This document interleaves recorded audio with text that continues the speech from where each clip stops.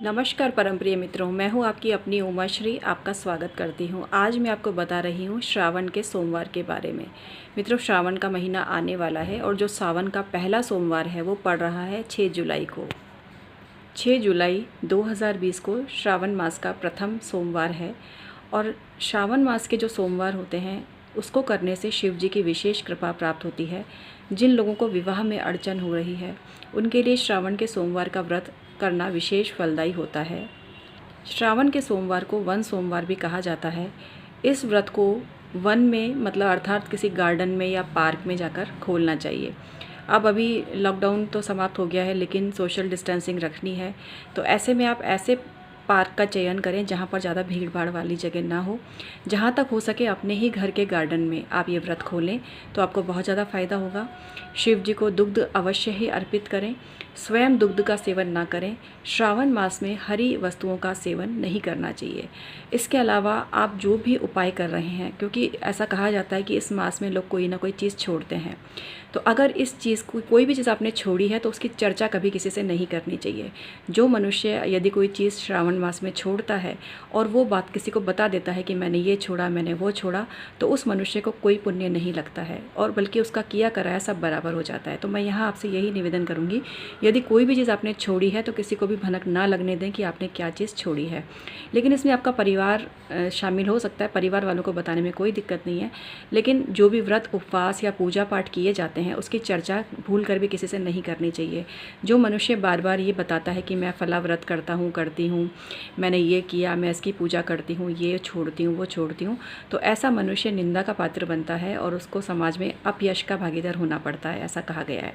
तो जितने भी जैसे कहते हैं ना, दान गोपनीय तरीके से किया जाता है, उसी प्रकार से जो पूजा पाठ होता है ये दिखावे से परे होना चाहिए।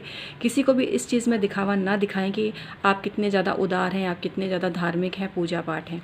क्योंकि हमने देखा है जो मनुष्य, कई लोगों की आदत होती है, हमारे ही मिलने वालों में कई लोग हैं जैसे कि कोई श्रावण मास में पूरे महाव्रत करते हैं तो वो कम से कम एक दिन में 50 लोगों को यही बताते रहते हैं कि हम ये कर रहे हैं, ये कर रहे हैं, हमने ये व्रत किया, हमने ये पूजा की। तो ऐसे मनुष्यों को के साथ हमने बहुत सी बुरी बुरी घटनाएं होती हुई देखी हैं। तो मित्रों, यहाँ कोई भय खाने की ज़रूरत नहीं है, लेकिन कुल मिला के बताने का उद्देश्य यह है कि अपनी जो ईश भक्ति होती है वो गुप्त रूप से की जाती है, उसका संबंध आपके भावों से होता है। जमाने को जब आप सारी बातें बताते हो कि मैंने ये किया, मैं ये पूजा करती हूँ, तो वो सब कुछ निष्फल हो जाता है। तो मैं आपकी भलाई चाहती हूँ, इसलिए मैंने आपको ये बताया कि जो भी आप पूजा पाठ करते हैं उसको गोपनीय तरीके से करें। इसके अलावा इसके पीछे दूसरा कारण ये भी है कि बहुत से विघ्न बाधा उत्पन्न हो जाती हैं। तो श्रावण के जो सोमवार है, यदि आप विवाह के निमित्त कर रहे हैं तो चुपचाप करें और अपने घर के ही लोगों को बताएं। बाहर के लोग अगर पूछते भी हैं तो टोक लग जाती है और उनको बताएं बस ऐसे ही कर रहे हैं भगवान की कृपा पाने के लिए, ऐसे जवाब देना है आपको। तो चुपचाप करिए। और सबसे बड़ी चीज़ ये है कि श्रद्धा भाव और विश्वास ज़रूर रखें परमात्मा की में कि आपके काम ज़रूर बनेंगे। सोमवार का व्रत उन लोगों के लिए विशेष हितकारी है जिनका चंद्रमा नीच का है या पीड़ित है या अमावस्या का जन्म है जिनका, उन लोगों को भी सोमवार का व्रत जरूर करना चाहिए। इसके अलावा जिनकी कर्क राशि है उनके लिए भी ये बहुत फ़ायदेमंद है। जिनका मूलांक 2 है उनको भी चंद्रमा का व्रत करना चाहिए। जो लोग गुस्से के शिकार हैं, जिनको बात बात पे गुस्सा आ जाता है, उनको भी सोमवार का व्रत जरूर करना चाहिए। भगवान शिव जी की कृपा से चंद्रमा अच्छा बन जाता है।